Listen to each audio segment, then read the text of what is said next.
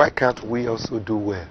These are the issues. You know, there was one time we spoke here when I said something that really baffled me years ago, when my elder brother called me then in Belgium and said, guess what we are celebrating today? I said, what are you celebrating? He said, 25 years of NEPA supply without any outage at a stretch. 25 years. And it was a national celebration. Why can't we aim at that? So it's just that the citizens are suffering. I visited a church member. If you see the environment they are even living in, just one small room with a bedroom attached, and he said they were paying 13,000 before, but now they are paying 19,000 plus per month. How will they survive? So it's things we should look into as a country. All right, thank you so much. Now let me come to Doctor. Nigerians using prepaid meter has been complaining of the increase in subscription and then decrease unit received. What is your take on this? Because that actually led to the Nigerian Labour Congress strike, and the situation has not changed even. Well, my take is very simple. Bringing it home, about September 1st or thereabout, the electricity tariff was increased from 30 naira 20 something kobo to about 62 naira 20 something kobo. So, okay, that's a 50% increase in the cost of the tariff. Now, it meant that if I spend 10,000 naira on electricity bills in my house, it automatically meant that I had to spend 20,000 naira to meet up with the level of electricity consumption. Now, or if I mean to spend less, I have to make some adjustments. I've had instances where people say, oh, I no longer put on my AC in the house. Yeah. You know, you have to change from high energy output bulbs now to very low energy bulbs. Yeah. Just to reduce your energy consumption. That's a way out. But if you increase tariff, it's expected that the units will drop. So it's automatic. So the point is not a drop in the unit, but an increase in the tariff. Okay, which is, for me, a bad timing. Because the COVID-19 is something that it's hitting hard. And has hit hard all over the world. The economies are down. Up till now, people are still being palliated. And it still stands to question the degree of palliation Nigerians received and are yet to receive. Are we hoping for any form of palliation? Instead, what we are getting is increase in virtually everything, which is rather a bad timing for us. But if you look at the problem with electricity, when you plan to fail, or when you fail to plan, you invariably are planning to fail. Now, there's a generation arm, there's a transmission arm, and then there's a distribution arm. Now, even if we produce more than we are producing right now, the fear is that we have not upgraded our transmission to the extent that we can transmit power. Somebody once said to me, there's no way you produce power and keep in your house or your bedroom. Not at all. You know, if you produce power, you must transmit it and then you must distribute it. So the government needs to look into all that aspect of transmission and then distribution. Because the wires we have hanging around, yeah, the problem is a disaster. The problem is at the three major spheres. Now, the point now is they want you to pay. They want you to pay according to what you get. There's this word they called it. This service reflective tariff. Okay. Now, we used to divide our supply then into residential areas, commercial areas, industrial areas. There was street lighting and one other one. Now, that has been redesigned into bands, right? Such that some certain bands get electricity between 16 hours, sorry, between 20 hours to 24 hours. Okay, of course, such persons will definitely pay more because they're consuming more. Alright, so depending on the band that you are. Now, what happened recently in January was the fact that they wanted to increase tariff to some certain bands. That is what the government has suspended, because there's a committee that's working on an agreement now between Labour, the discos, okay, and then there are two ministers, Minister of Power and Productivity, and then Minister of State for Labour, State for Power. Okay, so they're expecting that report at the end of this year, at the end of this January. All right, so it's on that basis we can actually know where we stand. So it's as though things are just hanging in the balance as we speak. Now, whatever they are going to come up with, is it going to be acceptable to Nigerians? Is it going to be acceptable to Labour? So we'll just watch and see and hope for the best. Because all we do now in Nigeria is go to bed in the night. Just before you go to bed, you pray to God and hope that you wake up to a different Nigeria, which almost never happens every day. All right, thank you so much, Dr. Omokudu. Now, let me come to Venerable Joseph. Should Nigerians pay more to enjoy a good and stable power supply? Are we not paying enough? If I may ask, are we not paying enough? Because I learned that is the reason behind it. When you pay more, and you will have a stable power supply. How much are we expected to pay before we can enjoy the stable supply? And if we go that way, how many Nigerians are going to enjoy the supply with the level of poverty in this very country? Just think about it. I was trying to be very, very practical when I illustrated with what is happening in my own compound, in my own vicarage. What is the minimum wage to workers in Nigeria as of today? 30,000, which is still not being paid by some. Still not being paid by some states. Then we are talking about buying, using 30,000 to buy credit that will only last maybe between 7 to 9 days. That is the cost at the moment, and people are talking about paying more. Are we going to take it to the point where it's only the politicians that can now enjoy light? That is the question. You see, now, I don't really understand what is wrong in that very sector. I'm not an engineer. I'm not a professional in that field. So I don't have enough to even really dissect what is happening in that very sector. But my general knowledge about business, it talks about turnover. No, the population of Nigeria is such that if in business you utilize it, there's no business you will do that you will not make profit. I don't know how that affects the energy sector, that we have millions upon millions of people who wants to use this energy by the day. I don't know how that, why they are not able to, tap into that very population, number of population, and why it cannot reflect on energy business. But in all other businesses, it reflects positively. That's why over the years, you notice, I live briefly in Lagos. Go to Lagos, anything you put along the road will sell for you. If you are not a lazy person, you can survive because of population. So any business you start up, because there's population, there's turnover, there's patronage, you will succeed in it. Why? I don't know why it can't reflect in the energy sector. People have been talking about sabotage over the years.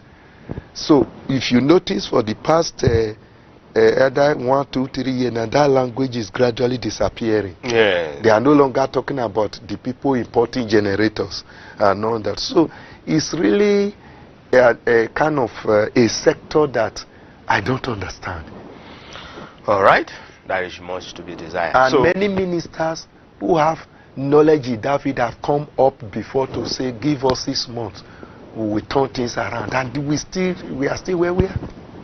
All right, thank you so much. Now, on this electricity, God will help us. In fact, in we this need country. to pray. We need the help of God. We need to pray. All right, Doctor, we have to move to COVID-19 vaccination.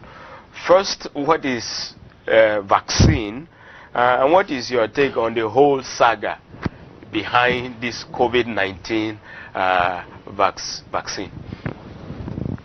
Well, it's quite an interesting topic to talk about, especially at this time when the virus is ravaging the entire world, destroying economies. So it just underscores the fact that you need to take very proactive actions, and then it explains why the rapid development of a vaccine. First of all, a vaccine is any substance or drug that is given to incite the immune system. What you want to do is to get the body to be able to fight and resist the whether disease. Specific or non-specifically. All right. So you get the person to a state of immunization. That's why we achieve immunization by vaccination. Okay. Now, as opposed to inoculation, where the entire organism gets into the system. So when you get infected by COVID, for example, it means that you have been inoculated with the virus. All right. And so it can wreak whatever destruction that it can do. Now, but for vaccines, the other life attenuated substances fragments Virus, okay. agents, not necessarily virus. It's just for the fact that COVID is a virus. Right? Okay. So you get into the system and the body excites the response and then generates antibodies against the disease. Now, the saga around COVID is, first of all, I'd like to talk about the timing. Okay. In such a short time, they've been able to develop a vaccine. Now, what the companies did was, what the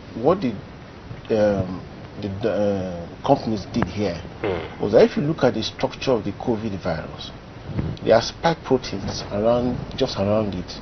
Now, with those spike proteins, it's able to attach to the host organism and wreaks its havoc. Okay. All right. So what they did was, for the first time, they are not taking a part of the vaccine away of the disease, which is the virus. So you don't get inoculated with the virus. Now, what they did was that they identified the mRNA, the messenger RNA, that codes for the production of those spike proteins in COVID virus. Okay. So they get that, they combine that with a nanopeptide that aids the dissolution of these vaccines into the body. Okay, now having done that, it is injected into man, which is the person, as a form of vaccination. All right. Now, what happens while it's there is that the messenger RNA that was produced in the laboratory, okay, now induces, using your amino acids in your body, it induces the production of that same protein in the virus. So the body now recognizes this as something foreign and then mounts a reaction against the so-called fake coronavirus. Okay. Because the same structure in the coronavirus now has been replicated in your body. Right? Okay. Now, there's something what we call the non-specific immunity. There are some soldiers in the system that are usually the first line of attack when a foreign organism comes in like that. Okay, the macrophages and all, they come and destroy that so-called fake coronavirus. Okay. So it's off your system. But they do something that is beautiful, that the scientists want, which is advantageous to man. They would have incited the production of antibodies. These are cells that remain in your circulation, such that you now have a specific immunity. So when you now get infected with the COVID virus, now the body has already produced soldiers, the antibodies against this virus. So all it needs to do is to wake them up and they come into action, and then they attack the coronavirus. Okay. So what you have done is that you have gotten the person to a state of immunization by that vaccination. Now, it doesn't mean that you cannot have that virus. Okay, you can have it. Now you can fight. Okay, but something to help you fight the virus. The best way to look at it is what you have in measles. You are warned that your children could still have measles infection, but usually in a milder form. Yeah. What ensures that is that they now have antibodies against the measles virus. Yeah. So when it comes on board, those antibodies, the antibodies are called into action, and then they take care of the disease. So you have limited reactions, the itching, the swelling, and all the rest of that. Yeah. So basically, that's about and it also answers the issue of the safety. The virus is not introduced into anybody. It's just a fragment of a similar product of the messenger RNA that is responsible for the virulence. So at no point is the virus injected into anybody. Okay, that again ensures that the safety is better. Of course, with any medication, any treatment, you must have side effects. There are a few side effects. The point of entry of the needle, for example, you should have some pain, then some swelling, and all the rest of that. Some patients have reported headaches. Some have reported muscle pain, and all the rest. But they are usually manageable with herbs, analgesics, some rest, and all. What strikes me most is the report of Bell's palsy. Okay. Which is an autoimmune disease where you have paralysis of part of the muscles, and then you have this benefit, and people are not happy about it. Well, the good news is that it's the same risk you have in other vaccines that you have for COVID, so it's not peculiar to COVID. Okay. Right? And then a good number of them have actually recovered from the Bell's palsy. Okay. So I think generally the saga, well, is merited. It just calls that people should be careful about whatever you take, and especially on the backdrop that there have been reports of problems with vaccination in the past. So remember what happened with Pfizer and so in Kano. Yeah. NAFDA needs to come on board. They need to ensure the safety of these vaccines before Nigerians can begin to consume them. Otherwise, I think it's a good development, and all right. Welcome. All right. Now, before I will come to you, now since you've just mentioned NAFDAC now, let's go on to talk about them, because there was a publication in December 2019, December 19, 2020. NAFDAC informed the Nigerians that they will begin to produce vaccine for COVID-19, putting in mind that some homemade vaccine were submitted for observation and testing. Up till now, we haven't heard from them with regards to the result of those submissions.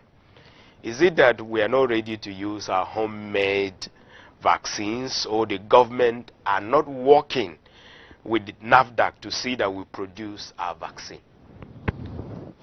Well, my own take in that is that Rome was not built in one day. Exactly. Now, it appears that COVID-19 is about the worst pandemic that has hit the world.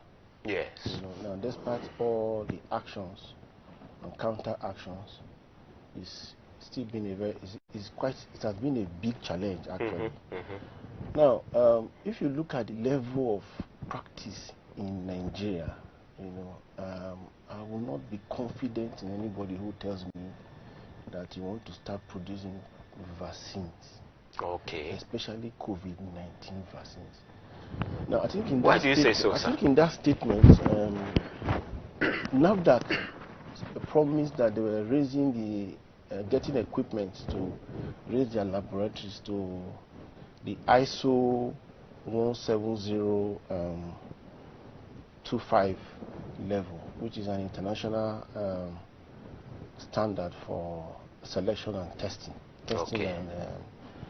and collation of data. Okay, and then of course it means that if you are thinking of raising the level of your laboratory to a certain standard. It means that you have to get to that standard first before you begin to operate at that level.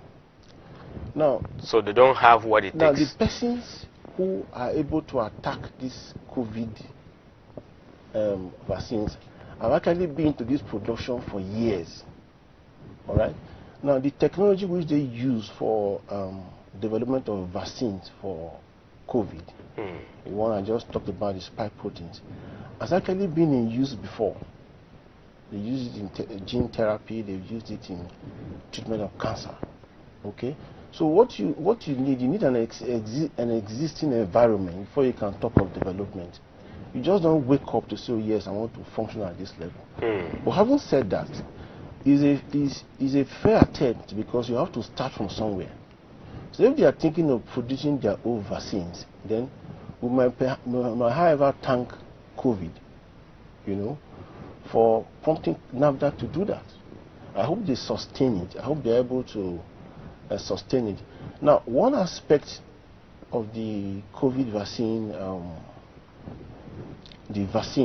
I like to talk about is the US didn't go into production of vaccines, right? Okay. There are companies, Pfizer, AstraZeneca. Okay, so it's not the government of the United States. But here we are in a country where NAFDAC, which is a government agency, is the one talking about production. So what NAFDAC should be doing now is creating an enabling environment. There's nothing wrong with bringing Pfizer to this country. You know, now it doesn't have to be a Nigerian initiative, but it's in the country. We use our raw materials, we use our personnel, and over time we train persons. Exactly. You know, who would pick up the mantle from where they start.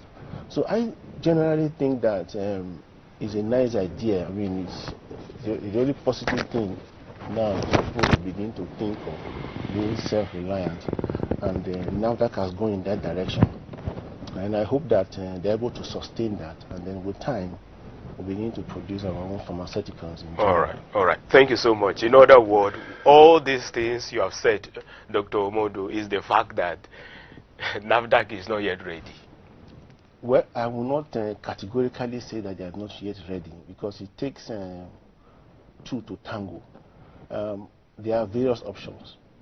Okay. You can bring in foreign investment. You can decide to harness what you have. You know, whether you like it or not, Nigerians are out there.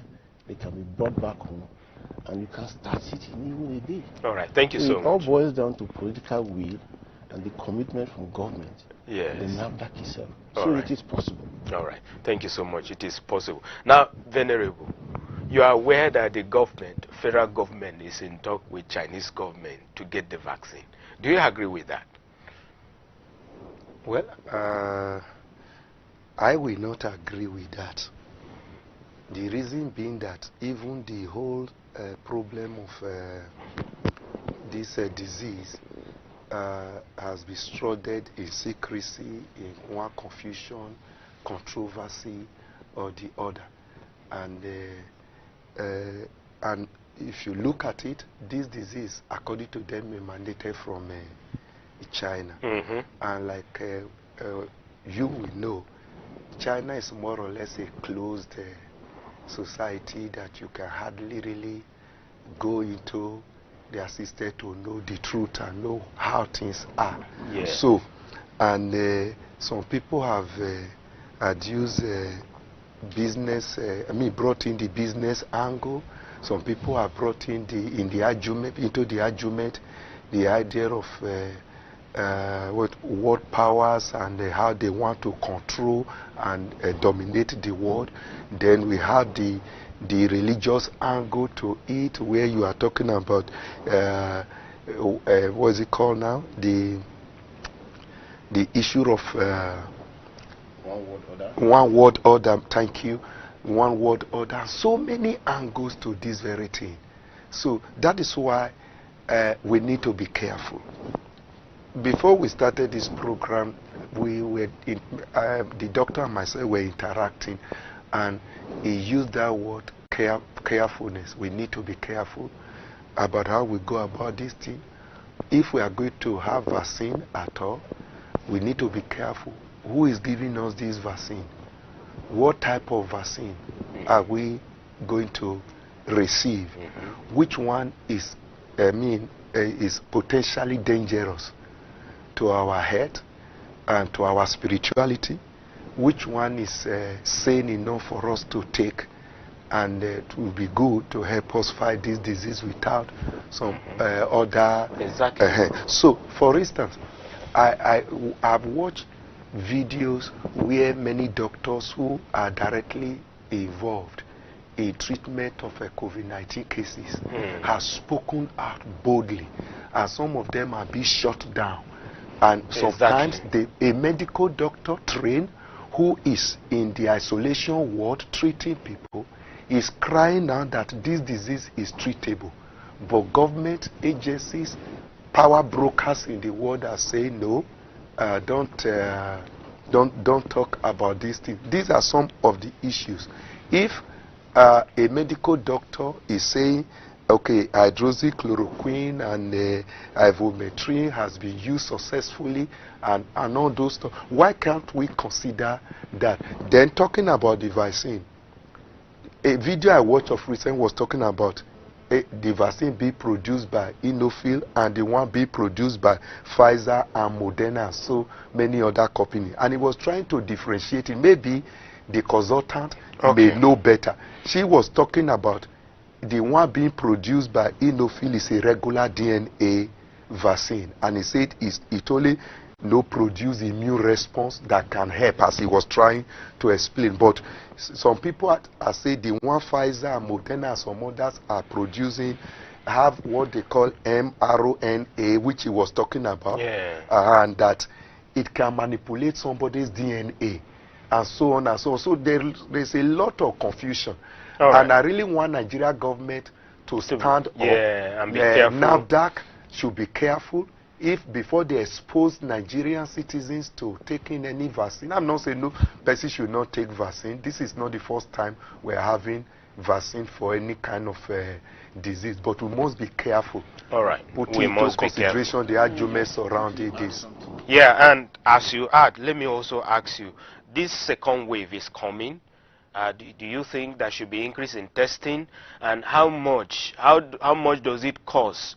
How available can people access centers for testing? And what about this issue of travel bans on those who have not been able to get themselves tested? And you can see centers where you can go and get yourself tested. Well, let me start with the comment Venerable made. Specifically, the mRNA is specific for coding of the spike protein. So it's meant to produce exactly a similar structure, to that in COVID-19. Okay. Now, if I produce a drug for you, and you don't monitor the production, you don't know how it was moved and all that, it means that I could be mischievous.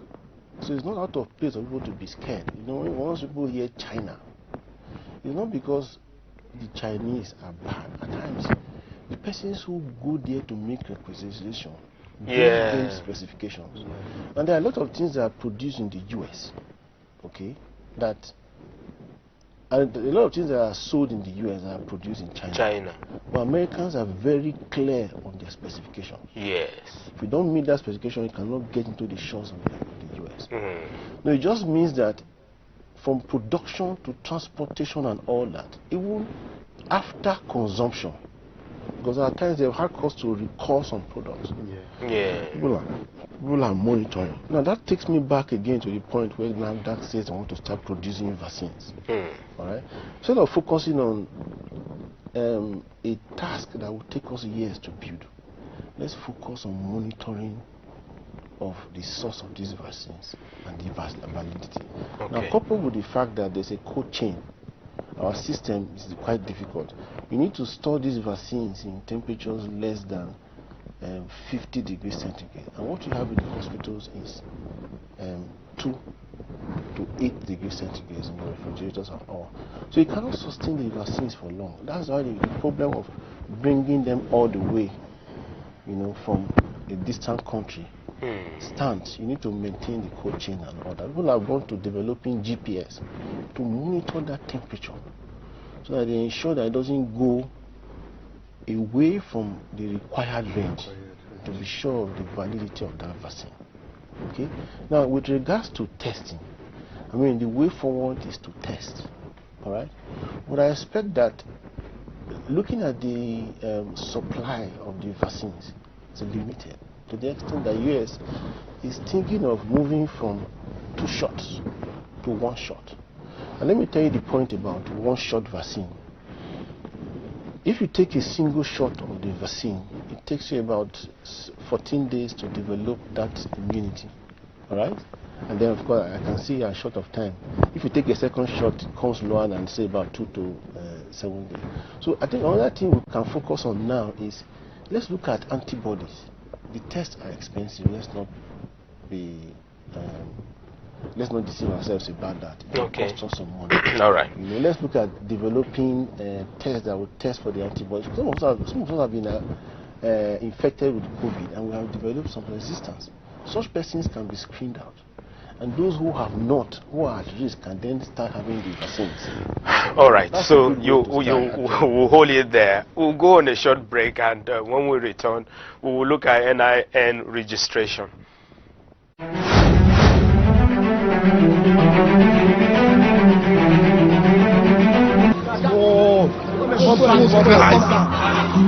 We need assistance. Oh my God! I'm born everywhere.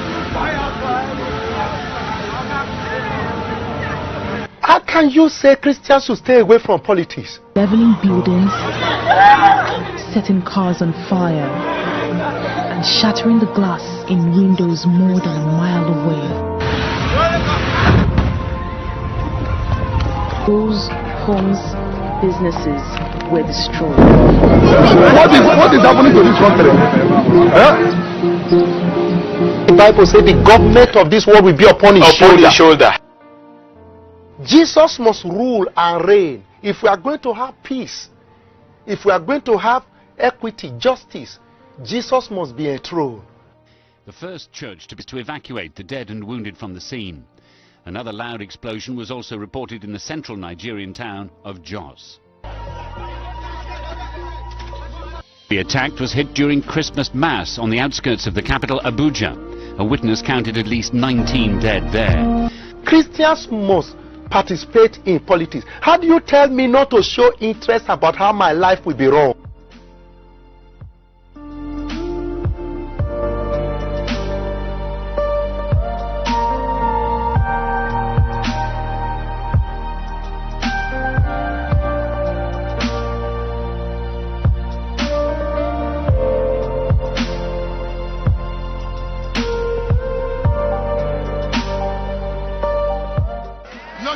To represent another king and another kingdom.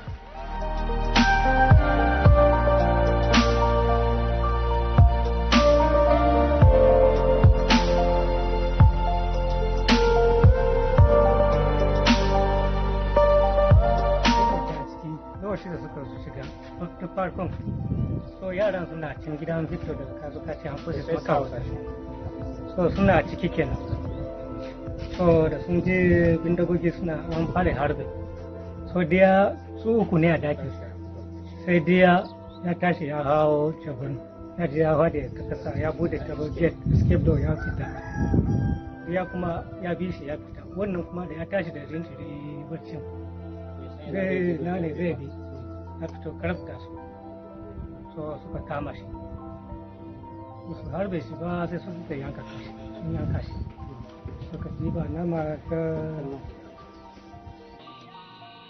Boko Haram week, the Islamist extremists have been terrorizing villages in Gwoza, Muda.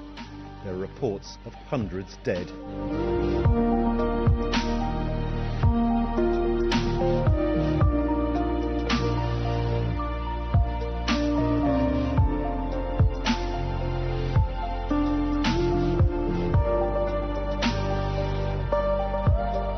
Christians got involved in politics. Christians should go into politics. They should go and register, be members of political party, be card-carrying member of political party, seek for elective office, and don't forget, if you are going there, be determined to make a difference.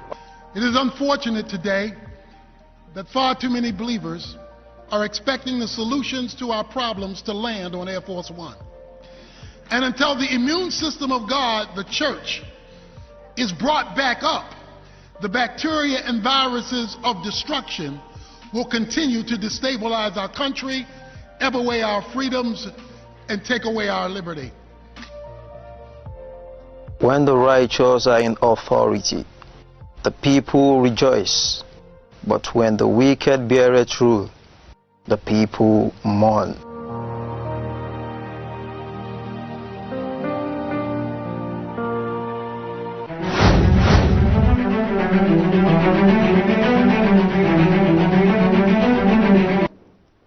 Viewers, you're welcome back, and we are still having Venerable Onuaya and Dr. Omo Kudo in the studio, and we've discussed on the issue of COVID-19 extensively, particularly the vaccine. Now we want to look at the NIM registration. But before we do that, we want to ask you, Doctor, what is the feasibility of vaccination in Nigeria against the backdrop of the state of our health sector in this country? What any side effect on this vaccine at all? Then from there, I will now take you up on NIM. It costs money to execute vaccination. If you ask me if it's feasible with good political will and sincerity from Nigerians, it is possible. It's just that it's going to be a Herculean task. Now the point is that you need a cold chain system, like I said before. You need to maintain them within this cold chain system. And so a company like Pfizer has an agency that does the transportation. Like I said, it costs money. So if we're willing to pay, we should be able. Now another way to look at it, like I raised before, is if you're able to figure out those who already have an existing form of immunity, it will help to reduce the number, okay, of those people who you need to vaccinate. And thereby, once the number is reduced, less cost and all the rest of that. Now, the paramilitary, the military, they're always there to help out with the vaccination, just like the US is thinking right now, because it's, apart from the fact that you need to be vaccinating people, diseases are on the rise. Normal diseases are there, normal surgical cases are going on, and then the COVID itself has put a lot of strain on the medical profession at large. So it means that you may need an external help in terms of manpower to administer these vaccines. So if the government is able to purchase enough, the government is able to maintain the quality of these vaccines, they should go to rally land and get enough manpower. Then another problem will be the issue of transportation. You might need to bring in helicopters to move them to more remote areas and all that. Like I said, it will cost money. If the government is committed to spending this money and recruiting the right persons, we should be able to vaccinate as many as require vaccination. All right, thank you so much, Doctor. Now, Venerable, is it the right time to say people should go and register for their national identification number, looking at the increase in the COVID-19 infection? It is the right time, but the very wrong time. Okay. Yes, in my look. You mean to say it's the right thing? No. I mean it is the right time, but also the very wrong time. Okay. I'll quickly explain. When I traveled of recent, the hotel I put up somewhere in Delta, it was amazing to see the number of youths from maybe 16 to 24 that are lodging in the whole rooms, occupying the whole rooms, all of them with fried hair, with colored hair, with sagging. And I asked, what kind of hotel is it? They said, almost all of them are just 419 into this cyber crime. Yahoo, ripping people of their money. So if you look at it from that angle and the level of criminality and how people are going free with it and taking into consideration that there's no crime you can execute successfully today without using your phone, then it is the right time to wade in to say every number must be tied to an identification, every phone number, GSM number must be tied to identification so that the security people can fight crime. That's why I say it is the right time. We need to take action. But it is the wrong time because we are in the midst of the second wave of COVID-19 and it's spreading like wildfire. And when you see the confusion in NIMC's office, you just discover that, oh, this is the wrong time to ask people to come out and be doing this thing. That's why I say it's the right time, it is very wrong time. So for me, I will plead that government look into it, if possible recommend that this thing be suspended because it has become a spreading ground for COVID-19. Because of the way people are trooping, fighting or queue and all that, you see the protocols are not observed at all. COVID-19 protocols are not observed there at all. And the stress that those citizens are passing through in those offices is not necessary. It's not every single thing that is done in Nigeria. You want to register for voting, you go and suffer yourself. You want to get NIP, you go and suffer. No, we can do things better. All right, thank you so much. We can do things better. And I want to thank you, Venerable Joseph Unwaya, for coming to the show. Thank you for having me. Omokudu Oisamoren, yes, urologist consultant from the National Hospital. Thank you so much for your time. Thank you for having us. So many things to discuss, but we've run short of time. Thank you so much for coming. We will invite you some other time when God permits us to be here. Viewers, we thank you so much for being with us. This is where we call it a day. Until we come your way again, same time, same station next week. I am Smart Simon.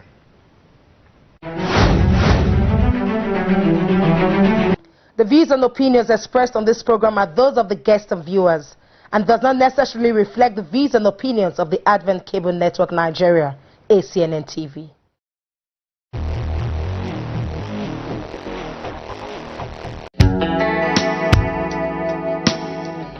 Why do we fall ill? Is it possible to stay without falling ill? Is God interested in our health? Can we get access to cheaper health anywhere